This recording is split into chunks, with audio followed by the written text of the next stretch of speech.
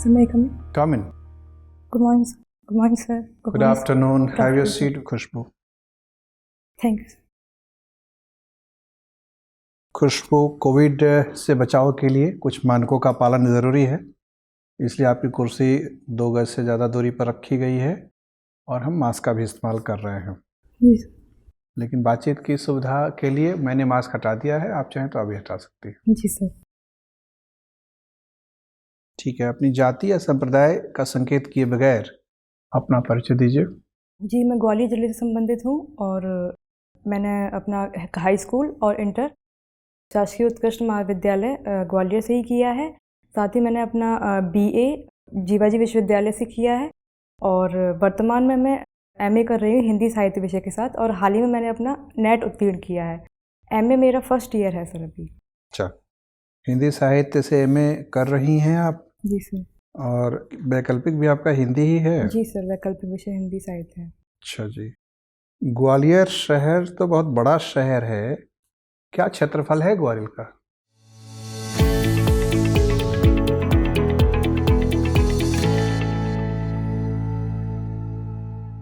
Sir क्षेत्रफल तो sir नहीं मुझे याद है सर अभी। क्या मध्य प्रदेश का सबसे बड़ा शहर है क्षेत्रफल की दृष्टि से? नहीं सर, मध्य प्रदेश का सबसे बड़ा शहर नहीं है। अच्छा, कौन सबसे बड़ा शहर है? सर छिंदवाड़ा सबसे बड़ा जिला है मध्य प्रदेश में। शहर? सर शहर सर शायद जबलपुर है। मैं श्योर नहीं हूँ। आश्वस्त नहीं है आप? जी सर। क्या है सही वस्तुस्थिति? शहरों के सुंदरीकरण के लिए व्यवस्था के लिए एक स्मार्ट सिटी प्रोजेक्ट चलाया गया है। जी सर। क्या बता सकती हैं कि देश में कितने शहरों को इस प्रोजेक्ट में शामिल किया गया है? सर जब स्मार्ट सिटी जब मिशन घोषित किया गया था तो उसमें 100 स्मार्ट शहर घोषित किए गए थे और जिसके तहत देश के विभिन्न शहरों को शामिल किया गया था और उत्तर प्रदेश के उस समय इसमें 10 शहर शामिल थे। वर्तमान में शायद 17 शहर इसमें शामिल हो गए हैं उत्तर प्रदेश के। पहला शहर जिसको स्मार्ट शहर के रूप में विकसित किया गया उसका नाम है गिफ्ट सिटी। जी सर। गिफ्ट सिटी का फुल फॉर्म बता सकती हैं? गिफ्ट GIFT का फुल फॉर्म? जी सर, फुल फॉर्म नहीं मैं याद कर पा रही हूँ लेकिन ये गुजरात शहर में है और तो G से गुजरात हो गया, ठीक है। IFT 3 अक्षर बच गए। गुजरात इंडस्ट्रियल नहीं सर, मैं याद नहीं कर पा रही हूँ। अच्छा, हिंदी साहित्य आपकी दिलचस्पी का विषय है और एक कवयित्री हैं सुभद्रा कुमारी चौहान। जी सर। एक कविता उन्होंने रानी लक्ष्मीबाई पर लिखा है और एक कुंवर सिंह पर लिखा है, और कौन सी कविताएं उन्होंने लिखी? सर एक उन्होंने वीरों का कैसा हो वसंत ये कविता भी लिखी है और इसके अलावा उन्होंने सर कविता सर नहीं याद कर पा रही हूँ मैं। अच्छा, वीर रस के अन्य कौन कवि हैं हिंदी साहित्य में जो आपको आकर्षित करते हैं? सर वीर रस के माखनलाल चतुर्वेदी जी हैं, वो मुझे आकर्षित करते हैं और रामधारी सिंह दिनकर जी हैं, वो मुझे अच्छे। माखनलाल चतुर्वेदी की कोई कविता आपको याद है? जी सर, माखनलाल चतुर्वेदी की पुष्प की अभिलाषा वो मुझे याद है। अच्छा, उसके अलावा कोई? उसके अलावा सर पूरी तरह से याद नहीं है याद। तो पुष्प की अभिलाषा राष्ट्रभक्ति की भावना जगाने वाली कविता है। जी सर। आजकल राष्ट्रवाद और राष्ट्रभक्ति की चर्चा राजनीतिक गलियारे में खूब हो रही है, बता सकते हैं राष्ट्रवाद होता क्या है? सर राष्ट्रवाद और राष्ट्रभक्ति में मुझे जहाँ तक अंतर लगता है वो ये है कि राष्ट्रवाद एक वर्तमान समय में ऐसा शब्द बन गया है जिसको शायद मिसयूज़ किया जा रहा है शायद उसका, और राष्ट्रभक्ति का ही शायद सर अगला रूप राष्ट्रवाद है और सर मुझे तो यही समझ में आ रहा है। लेकिन राष्ट्रवाद होता क्या है? सर क्योंकि वाद का अर्थ किसी आइडियोलॉजी से लगाया जाता है, तो अगर कोई व्यक्ति राष्ट्रभक्त है यदि वो राष्ट्र के प्रति अपना समर्पण या साबित करना चाहता है तो वो शायद अपने आप स्वयं को राष्ट्रवादी घोषित बताता है। ये तो मैं समझ गया, लेकिन परिभाषा अभी तक नहीं आई कि राष्ट्रवाद का क्या मतलब निकाला जाए। मतलब किसी देश के भौगोलिक क्षेत्रफल के प्रति अटूट निष्ठा है, वहाँ के लोगों के प्रति अटूट निष्ठा है, वहाँ की सांस्कृतिक परंपराओं के प्रति अटूट निष्ठा हो, या क्या राष्ट्रवाद का क्या ठीक है, राष्ट्र का क्या मतलब होता है? सर राष्ट्र मतलब एक भौगोलिक सीमा के अंतर्गत जो जिसको हम देश भी कह सकते हैं, उसके अंतर्गत जो जनसंख्या निवास करती है और जो वहाँ की संस्कृति है उसको संपूर्ण रूप से हम राष्ट्र कहेंगे। अच्छा, ये बताएं कि भारतीय राजनीति में एक नेता के रूप में इंदिरा गांधी का उद्भव शुरू में धीरे धीरे हुआ, बाद में बहुत तेज गति से हुआ, लेकिन उसके बाद एक पीढ़ी उनके नेतृत्व से प्रेरित होकर ऊपर उभरी। कई मुख्यमंत्री के तौर पर महिलाएं आई। अब अचानक लग रहा है कि फिर से राजनीतिक वातावरण में महिला नेतृत्व की कमी होती जा रही है। नहीं सर, ऐसा तो नहीं है कि महिला नेतृत्व की कमी हो रही है, लेकिन जो उनका चमत्कारी व्यक्तित्व था उस तरह का व्यक्तित्व शायद अभी हमें वर्तमान में नहीं मिल पा रहा है। किंतु अगर देखा जाए तो विधायकों की संख्या और जो संसद में महिलाएं हैं, जो विधायक महिलाएं हैं, उनकी वो तो सर बराबर निर्वाचित हो रही हैं। वहीं पंचायती क्षेत्रों में भी महिलाओं का निर्वाचन है, क्योंकि आरक्षण भी है उनके लिए।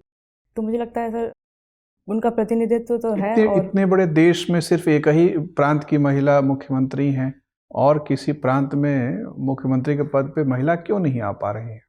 सर ये तो उनके अवसर में शायद असमानता है, इस वजह से वो नहीं आ पा रही हैं। और दूसरा मुझे लगता है कि शायद इस तरह का उनको नेतृत्व उनके अंदर नहीं आ पा रहा है। क्या आपको नहीं लगता है कि कांग्रेस प्रियंका गांधी के साथ भेदभाव कर रही है, खामखा राहुल गांधी को आगे बढ़ा रही है? प्रियंका को आगे बढ़ाती तो शायद संगठन को भी ज़्यादा लाभ मिलता। सर ये तो प्रियंका जी जो हैं उनका स्वयं का मत है कि अगर वो आना चाहें आगे तो बिल्कुल आ सकती हैं। पार्टी अध्यक्ष बनना चाहेंगी या जो उम्मीदवार बनना चाहेंगी तो वो बिल्कुल बनेंगी। अगर ऐसा उनके मन में होता तो शायद वो बनती। उनकी जो माता जी हैं सोनिया गांधी जी, वो तो राष्ट्रीय अध्यक्ष हैं पार्टी की, तो अगर वो चाहें तो वो बन सकती हैं। ठीक है खुशबू जी। जी सर। चलिए, राष्ट्रवाद पर ही मैं आता हूँ फिर से। ये वैक्सीन राष्ट्रवाद क्या है? Vaccine nationalism. सर हाल ही में कोरोना के संदर्भ में ये शब्द प्रचलित हुआ है, जहाँ तक मैं याद कर पाई। वैक्सीन राष्ट्रवाद का मतलब शायद किसी एक देश विशेष में बनी हुई वैक्सीन को उसी देश के भीतर जो लोग हैं, यानी जो वहाँ के निवासी हैं, उनको केवल लगाना और बाहर शायद ना निर्यात करना। और वैक्सीन डिप्लोमेसी क्या है? सर वैक्सीन डिप्लोमेसी के अंतर्गत हम हमारे जो वैदेशिक संबंध हैं विभिन्न देशों के साथ, अगर हम उनको निर्यात कर रहे हैं वैक्सीन का, जैसे कि वर्तमान में भारत सरकार द्वारा ऐसा किया जा रहा है, तो ये एक तरह की डिप्लोमेसी है। किंतु क्योंकि हम वैक्सीन का निर्यात कर रहे हैं तो इसको हम वैक्सीन डिप्लोमेसी क्या कह देंगे। अच्छा, भूमि का अधिकार भारत में क्या मूल अधिकार है? सर भूमि का अधिकार मूल अधिकार नहीं है सर। कौन सा अधिकार है? सर ये विधिक अधिकार है। विधिक अधिकार और मूल अधिकार में क्या अंतर है? सर विधिक अधिकार तो इस तरह के अधिकार होते हैं जिनको कानून द्वारा मान्यता प्रदान की जाती है, किंतु मूल अधिकारों को हम मूल अधिकारों की श्रेणी में रखेंगे जो आर्टिकल 12 से लेकर 35 में है। दूसरी चीज़ ये है कि मूल अधिकारों के अंतर्गत कुछ मूल अधिकार ऐसे हैं जो आपातकाल में भी निलंबित नहीं होते हैं। और मूल अधिकारों को लेकर मुख्यमंत्री को कौन नियुक्त करता है? सर मुख्यमंत्री को जनता द्वारा अप्रत्यक्ष रूप से नियुक्त किया जाता है। अपॉइंट कौन करता है मुख्यमंत्री को? मुख्यमंत्री को सर जो प्रेसिडेंट की गवर्नर? सर गवर्नर करते हैं। गवर्नर करते हैं। गवर्नर। और जो वहाँ के मुख्य न्यायाधीश हैं वो शपथ दिलवाते हैं। दिल्ली के मुख्यमंत्री को भी गवर्नर नहीं? सर मैं श्योर नहीं हूँ सर। अच्छा, कोई बात नहीं। ये बताइए, स्टार्टअप इकोनॉमी या स्टार्टअप अर्थव्यवस्था क्या होता है? सर किसी भी अर्थव्यवस्था में यदि हम स्टार्टअप संबंधी नीतियाँ बनाएं उनको बढ़ावा देने के लिए, तो शायद वो स्टार्टअप इकोनॉमी के अंतर्गत। क्या होता है स्टार्टअप? होता क्या एक्चुअली? सर स्टार्टअप एक इस तरह का हम कहेंगे वेंचर है, या जो कुछ लोग मिलके उसको स्थापित करते हैं। कंपनी का जो जब कंपनी स्थापित होती है उसका प्रारंभिक है। किसी भी कंपनी को आप स्टार्टअप कह सकते हैं कि किसी आधार पर? सर कुछ पूंजी निवेश के संदर्भ में इसमें कुछ रहता है। उत्तर प्रदेश सरकार ने अभी हाल ही में एक स्टार्टअप नीति 2020 लेकर आई है। जी सर। क्या है, आपको पता है? सर इसमें स्टार्टअप को बढ़ावा देने के लिए उपाय किए जाएंगे। कैसे ये उत्तर प्रदेश को 1 ट्रिलियन की अर्थव्यवस्था में परिवर्तित कर पाएगा ये स्टार्टअप नीति? सर स्टार्टअप का एक बहुत महत्वपूर्ण रोल हो सकता है उत्तर प्रदेश का जो महत्वाकांक्षी लक्ष्य है उसको प्राप्त करने में। और इसमें मुझे लगता है कि स्टार्टअप, क्योंकि वर्तमान में उत्तर प्रदेश सरकार द्वारा बहुत सारी ऐसी योजनाएं चलाई जा रही हैं, जैसे कि निवेश मित्र पोर्टल है, और जो बाहर से जैसे निवेश आएगा या फिर जो एंजल इन्वेस्टर हैं वो इन्वेस्ट करेंगे स्टार्टअप में, तो शायद सर। अभी हमारे प्रधानमंत्री किस देश की यात्रा में गए थे? सर अभी हाल ही में बांग्लादेश की यात्रा पर गए प्रधानमंत्री। बांग्लादेश और भारत में कोई 3 विवाद के मुद्दे बताइए। सर एक तो तीस्ता नदी जल विवाद है, और उससे पहले भूमि अधिग्रहण संबंधी विवाद था जो कि सुलझ चुका है। अभी हाल ही में एक जहाज स्वेज कैनल में फंसा। जी सर। क्या नाम बता सकती हैं उसका? जी सर, उसका नाम एवर गिवन था। Ever Given? जी सर। और किस किन दो सागरों को जोड़ता है ये सुएज कैनाल? सर ये सुएज कैनाल लाल सागर को भूमध्य सागर से जोड़ता लाल सागर को लाल सागर क्यों कहते हैं? है सर। इसके 2-3 रीज़न है। एक तो वहाँ पे शैवाल जो है ना, जो रेड एल्गी है, वहाँ पर उसका जमाव रहता है, इस वजह से वो सागर लाल दिखाई देता है। कोई येलो सागर भी है क्या? जी सर, येलो सागर है। येलो सागर है कि येलो रिवर है? Are you sure? Sir yellow river है, और वो जो चीन सागर में जो गिरती है, तो वहाँ का जो पानी है। अच्छा, उत्तर प्रदेश और मध्य प्रदेश में अगर देखा जाए सेक्स रेशियो कहाँ ज़्यादा है? सर मध्य प्रदेश में ज़्यादा आर है। You sure? ये जी सर। बता सकती हैं कितना है मध्य प्रदेश का? सर मध्य प्रदेश का तो सर अभी मैं नहीं याद कर पा रही हूँ, लेकिन उत्तर प्रदेश का 912 है। तो फिर आपको कैसे पता कि मध्य प्रदेश का ज़्यादा है? एक्चुअली मैंने पढ़ा है, तो मैं अभी रिकॉल नहीं कर पा रही हूँ मध्य प्रदेश का, लेकिन मुझे ऐसा याद है कि मध्य प्रदेश का। अच्छा, ये न्यू स्टार्ट संधि बता सकती हैं जो अमेरिका और रूस के बीच में और अभी हाल में बहुत चर्चा में है? सॉरी सर, मैंने इसके बारे में नहीं पढ़ा था। उत्तर प्रदेश सरकार द्वारा महिलाओं के और बालिकाओं के विकास के लिए जो योजनाएं लाई गई हैं बजट में, उत्तर प्रदेश के बजट में, उनमें से 3 योजनाओं के नाम बता सकती हैं आप? जी सर, एक तो मिशन शक्ति है। हाँ। एक नहीं सर, वो बजट में नहीं है। सबला योजना है एक। मुखबिर सर, योजना क्या ऑपरेशन है? ये मुखबिर योजना क्या है? सर ये मुखबिर, जैसा कि नाम से ही लग रहा है कि ये जो इस तरह के महिलाओं के खिलाफ जो अपराध होंगे उनके लिए। नहीं, नाम से लग रहा है, मतलब आप गेस मत कीजिए। जी सर। आपको पता है तो बताइए, नहीं तो छोड़ दीजिए। नहीं सर, सॉरी सर। ठीक है। ओपन स्काई एग्रीमेंट आप जानती हैं क्या होता है? सर जो अंतरिक्ष से संबंधित है। हाँ हाँ, क्या है ओपन स्काई एग्रीमेंट? सर अंतरिक्ष का शांतिपूर्ण तरीके से प्रयोग करना, उसको युद्ध क्षेत्र के रूप में प्रयोग ना करना, ये ओपन स्काई एग्रीमेंट है। अरे श्योर। अमेरिका और रूस के बीच में है कोई ऐसा जिसको रूस ने छोड़ दिया? सर मैं नहीं याद कर पा रही हूँ सर अभी। चलिए, ओवर टू सर। खुशबू, आपने एनसीसी किया हुआ है। जी सर। एनसीसी का फुल फॉर्म क्या होता है? Sir national cadet corpse. क्या बोलेंगे? CORPS को क्या बोलेंगे? कॉप्स। या P साइलेंट हो जाएगा? कोर हाँ होता जी है। Sir, P silent. अच्छा, मुझे ये बताइए कि एनसीसी जो है को अभी हमारे जो राष्ट्रपति जी हैं उन्होंने भी कहा कि मैंडेटरी कर देना चाहिए, कंपलसरी बना देना चाहिए। आपका क्या विचार है? आपने तो ये किया हुआ है। सर मैंडेटरी कर देना चाहिए अगर कुछ वर्षों के लिए या कुछ महीनों के लिए अगर इस तरह की बात होती है तो। वैसे वर्तमान समय में तो सर ये वॉलंटियरी है, और मैंडेटरी अगर कुछ महीनों के लिए कर दी जाए तो जिससे कि अगर मैं देखूंगी कि तुम मेरे व्यक्तित्व में काफ़ी सुधार हुआ है, कि जैसे कि इसका लोगो है एकता। तो ये फ़ायदा सब तक पहुँचे और मैंडेटरी हो जाए तो क्या बुरा है? सर बुराई ये है कि जो बच्चे इंटरेस्टेड नहीं हैं इसके लिए, वो शायद इसको ना उतना अच्छे से। तो आप हम जो उपराष्ट्रपति जी के वक्तव्य से इत्तेफाक नहीं रखती हैं? सर मैं सहमत हूँ इस लहजे में कि अगर उसको कुछ महीनों के लिए किया अच्छा, जाए। एनसीसी डे कब मनाया जाता है? सर एनसीसी डे सर नहीं अभी कोई याद खास दिन है या कभी भी मना लिया जाता है? सर नहीं अभी याद नहीं है सर। मुझे ये बताइए कि कितनी आर्द्र भूमि है उत्तर प्रदेश में? सर उत्तर प्रदेश में 8 आर्द्र भूमियाँ हैं वर्तमान में। कहाँ है सबसे लेटेस्ट जो ऐड हुई सर है? ये सरसई नावर झील है, जो कि अभी इटावा में घोषित की गई है। श्योर है? कितनी? आपने 8 बताए ना? जो सर रामसर स्थलों में शामिल है। अच्छा, और रामसर कहाँ है? सर ये रामसर ईरान का एक शहर है। ईरान का शहर है, वहाँ ये कन्वेंशन हुई थी। जी सर। ठीक है। अभी Ken Betwa river linking project को भी स्वीकृति मिल गई है। जी सर। आपको क्या लगता है? आप तो ग्वालियर से आते हैं, जी पास सर। का ही एरिया है, तो इससे एनवायरनमेंट को कितना नुकसान पहुंचेगा? जब सर ये प्रोजेक्ट घोषित किया गया था उस समय से ये पर्यावरण संबंधी चिंताएं जताई जा रही हैं। तो उसमें एक तो यही है कि सर ये पन्ना टाइगर रिजर्व है जो मध्य प्रदेश में स्थित है, वहाँ से जो केन नदी है वहाँ से होकर गुजरती है। तो क्योंकि उस और केन नदी में क्या इतना ज़्यादा पानी हमेशा रहता है कि वो बेतवा को दिया जा सके? सर सरप्लस वाटर रहता है उसमें बेतवा के तुलना हमेशा? में।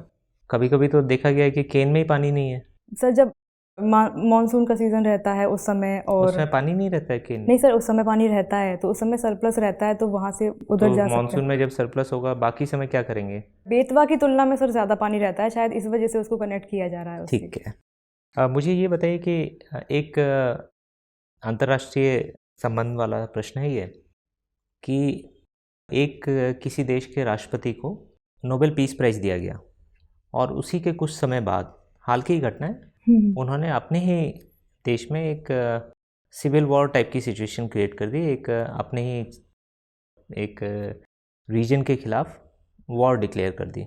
तो कौन सा देश है ये? और सर कौन है वहाँ के राष्ट्रपति? सर मैं बिल्कुल श्योर तो नहीं हूँ, लेकिन सर क्या मैं गैस कर हाँ सकती बताइए। हूँ? तो शायद इथोपिया बिल्कुल के सही है। राष्ट्रपति को दिया गया था। हाँ, क्या नाम है उनका? सर शायद अब्दुल हमीद ऐसा करके कुछ नाम है। नहीं, नाम आप देख लीजिएगा। और जी कौन सर। सा रीजन है जिसके खिलाफ उन्होंने ये युद्ध किया? सर इथोपिया सर नहीं, ये नहीं पता आपको? ठीक है। अभी आप मध्य प्रदेश से आती हैं, तो वहाँ जॉब्स फॉर लोकल्स की बात की है वहाँ के मुख्यमंत्री जी जी ने सर। कुछ समय पहले। जी सर। तो आपको क्या लगता है कि ये होना चाहिए रिजर्वेशन लोकल्स के लिए, या सभी के लिए खुली छूट होनी चाहिए? सर मैं अगर अपनी व्यक्तिगत राय दूं तो सर मैं उतना सहमत नहीं हूँ इस बात से, क्योंकि मैं स्वयं एमपी से हूँ, मध्य प्रदेश से हूँ, और मैं उत्तर प्रदेश का एग्ज़ाम दे रही हूँ।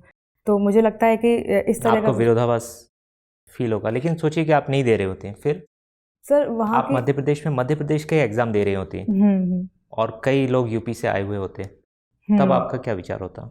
सर तब भी मेरा यही विचार होता, क्योंकि सर जो बाहर से जो अदर स्टेट से जो बच्चे एग्ज़ाम देते हैं वो वैसे भी जनरल सीट से ही देते हैं, और जो वहाँ के निवासी जो हैं जो स्टूडेंट्स, अभी उनको हाल वैसे भी फिलहाल में ज़्यादा कौन से राज्य सरकार ने 75% रिजर्वेशन प्राइवेट सेक्टर में लोकल्स के लिए कर दिया है?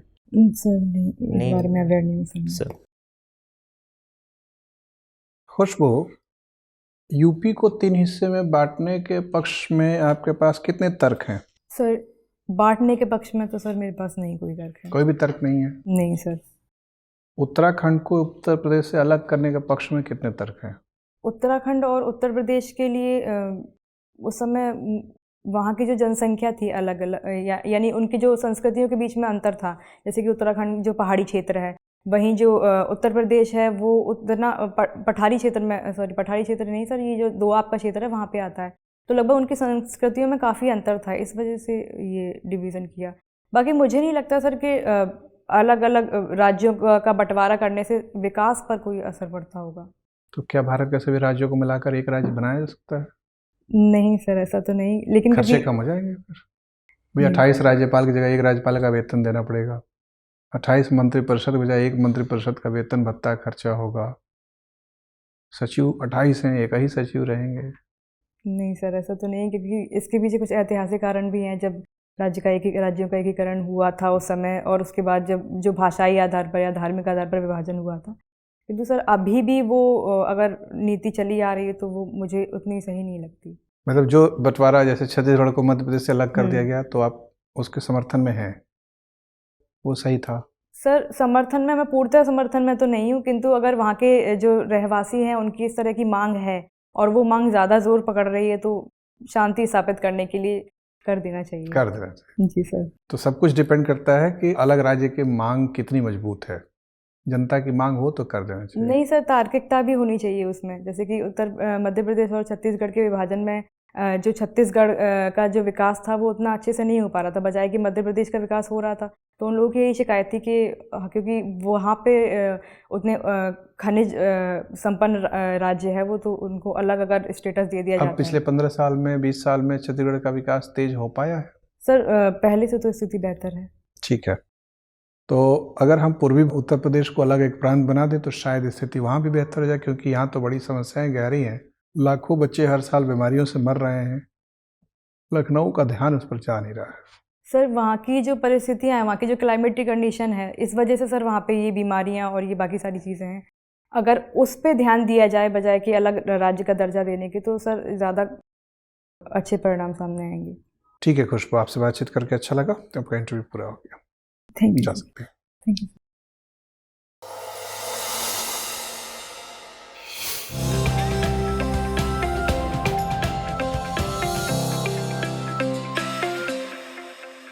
आइए खुशबू,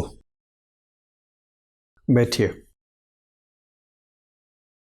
आपका इंटरव्यू कब है? सर कल है मेरा दोपहर वाली शिफ्ट। कल ही है? जी सर। 3 अप्रैल। ठीक है, क्या लग रहा है, तैयार हैं आप? सर फैक्ट्स थोड़े कम सही है, मैं नहीं बता पा रही हूँ फैक्ट्स, कुछ परिभाषाएं भी। फैक्ट की परीक्षा तो आपने पीटी में दे दी, विश्लेषणात्मक दक्षता की परीक्षा मेंस में दे दी, अब तो इंटरव्यू है, व्यक्तित्व परीक्षण है। तो फैक्ट को लेकर मन पे कहीं दबाव न रखें। पूछने को पूछा जाता है, फैक्चुअल क्वेश्चंस पूछे जाते हैं, लेकिन वो उसके पीछे उद्देश्य ये नहीं होता है कि आप आवश्यक रूप से फैक्ट सही सही बताएं। नहीं पता हो फैक्ट तो बिना किसी संकोच के, बिना किसी हया और शर्म के एकदम ना बोले, मुकर जाएं कि नहीं पता सर मुझे। पोलाइटली बोलें, विनम्रता के साथ बोलें कि सर मैं जाके देख लूँगी, अभी याद नहीं आ रहा है सर, मैं पढ़ूंगी इसके बारे में सर। ठीक है, लेकिन उसका कहीं भी अपने व्यक्तित्व पर दबाव न पड़ने दें और फैक्ट में ऐसी कोई चीज़ न बोलें जो अनुमान आधारित हो। ठीक है, लेकिन ये तभी होगा जब आप अपने दिल में ये बात बैठाएं कि इंटरव्यू फैक्ट की जांच वाली परीक्षा नहीं है। ये एकदम बिठा लें, व्यक्तित्व की जांच है। तो फैक्ट बताने के लालच में व्यक्तित्व के किसी पहलू को कमज़ोर नहीं होने देना है। गलत बोलना एक गलत कमज़ोर व्यक्तित्व का संकेतक है। तथ्य जो गलत हो तो वो बोलना ही नहीं है एकदम, भले ही 10 बार मना करना पड़े, नहीं बोलिएगा। ठीक है, लेकिन थोड़े बहुत फैक्ट्स अगर हों तो अच्छा रहता है। जैसे एनसीसी जैसा कार्य लड़कियां तेजी से कर रही हैं, लेकिन फिर भी कुल आबादी जो लड़कियों की स्कूलों में या कॉलेजों में भर्ती होती है उसकी बहुत कम ही एनसीसी में जाती हैं। आपने एनसीसी की ट्रेनिंग ली है, ए सर्टिफिकेट हासिल किया है, ये आपकी एक विशिष्ट उपलब्धि है और इस बात पे आपको नाज होना चाहिए, गर्व होना चाहिए। ठीक है, चूँकि आप जीवाजी विश्वविद्यालय से पढ़ी हैं, एनसीसी करी है, ग्वालियर से हैं, तो लक्ष्मीबाई याद आ जाती हैं और लक्ष्मीबाई के साथ सुभद्रा सिंह चौहान याद आती हैं। साहित्य की विद्यार्थी हैं तो वीररस याद आने लगता है। एनसीसी की ट्रेनिंग की वजह से भी, साहित्य से और उस परिवेश से, इन सब से ये आता है। तो ये सब जो फैक्ट्स हैं खासतौर पे एनसीसी वाले, वो एकदम ऐसे तैयार रखे रखिए कि आप फटाफट वो ज़बान खोले नहीं कि आपने उसका जवाब देना शुरू कर दिया। लेकिन न याद हो, मान लीजिए हो सकता है कि ये हम लोग एक्सरसाइज जो कर रहे हैं इसीलिए कर रहे हैं कि हम अनुमान लगा सकें कि क्या क्या सवाल वो पूछ सकते हैं। तैयारी करने के बाद भी कुछ डोमेन छूट जाएगा। कल आप जाएंगी तो पता लगेगा कि अच्छा ठीक, उन्होंने ऐसा कुछ तथ्यगत सवाल पूछा जो भूल गए, तो उसका तनाव नहीं लेना है, गलत नहीं बोलना है, आराम से बोलना है सर याद नहीं है, जाके पढ़ लूँगी, देख लूँगी। आई कांटेक्ट आपका कहीं कहीं पर्याप्त दिलेरीपूर्ण नहीं है, मतलब कहीं कहीं नज़रें आप चुरा रही थी। प्रशासिका आपको बनना है, पब्लिक कांटेक्ट आपको निरंतर रखना है, तो नज़रें चुराने से कोई फ़ायदा नहीं है। आपको हेड ऑन परिस्थितियों को लेना है। नज़रें आप एकदम मिला के बात करिएगा दिलेरी के साथ। फिर मतलब मैं कह रहा हूँ दुस्साहस नहीं करना है, लेकिन आई कांटेक्ट उसी मेंबर से बनाने की कोशिश कीजिए जिनसे आप बात कर रही हैं, जिनकी बात सुन रही हैं, जिनके बात आप कह रही हैं। ठीक, थोड़ा बहुत दाएं बाएं आप देख सकते हैं, लेकिन बहुत ज़्यादा नहीं। ऐसा खटकने वाला भाव नहीं मन में आना चाहिए। और यही 2 या 3 बातें हैं जहां मुझे लग रहा है कि अगर आप इस पर थोड़ा से कॉन्शियस हो जाएं तो बहुत अच्छा निखर के व्यक्तित्व आएगा। वैसे अभी भी बहुत अच्छा आ रहा है, परफॉर्मेंस आपका बहुत अच्छा है। सर कॉन्फिडेंस लो है क्या सर मेरा? नहीं, कॉन्फिडेंस ठीक है, फर्स्ट क्लास है। लेकिन अगर आप थोड़ा और 5-10% एनर्जी बढ़ा सकती हूँ, थोड़ा सा चेहरे को खुशनुमा बना के रख सकती हूँ। थोड़ा सा तनावग्रस्त लग रही थी आप। ठीक है, तनावग्रस्त का ये भी है कि आपके हाथों को देखने से भी लग रहा था कि आप थोड़ा अंदर टेंशन में, ऐसे ऐसे हाथ चल रहे थे आप। ठीक है, तो तनाव न लें, क्योंकि आपका परफॉर्मेंस बहुत अच्छा है। एक प्रशासिका के रूप में जो एक छवि मन में बैठती है वो आपको देखने से बनती है। ठीक, आपके अंदर गंभीरता है, सवाल आप ध्यान से सुन रही हैं, आपने एक आध जगह फैक्चुअल मिस्टेक किया है, लेकिन ऐसा नहीं लगता है कि आपके मन में कोई बेईमानी है। मतलब आप डिलिबरेटली स्मार्ट बन के सामने वाले को बरगलाने का प्रयास करती नज़र नहीं आ रही हैं, जो एक आध लोग कई बार नज़र आ जाते हैं कि जानबूझ के सोचते हैं कि इनको हम भरमा दें, बरगला दें। वो सब आपने नहीं किया। तो आपके व्यक्तित्व में जो बुनियादी गुण होने चाहिए प्रशासिका के, वो सब दिखते हैं। बस एक ध्यान रखना है कि एनसीसी की ट्रेनिंग आपके अंदर है, वो कमज़ोर न पड़ने पाए। हो सकता है 10-12 साल गुजर गए हों, स्कूल आपने 2011 में पास किया है, तो तय एनसीसी सर्टिफिकेट आपने 2010 में या 11 में ही हासिल किया? हाँ सर, 9th और 10th में थी ये सर्टिफिकेट है। तो 10 साल हो गए हैं, लेकिन आप उसको थोड़ा सा उस स्पार्क को फिर से जिंदा करिए। जी सर। ठीक है। और साहित्य में हम लोगों ने बहुत ज़्यादा सवाल आपसे नहीं पूछे, लेकिन साहित्य पे और भी सवाल आ सकते हैं। ठीक है, तो बहुत विश्वास के साथ जाइए, बहुत अच्छी तैयारी चल रही है। आई कांटेक्ट दुरुस्त रखिए, चेहरा थोड़ा खुशनुमा बना के रखिए, ताकि लगे नहीं कि आप नर्वस हैं, और परफॉर्म करके और कल बताइए कैसा रहा। All the best. Thank you sir, thank you.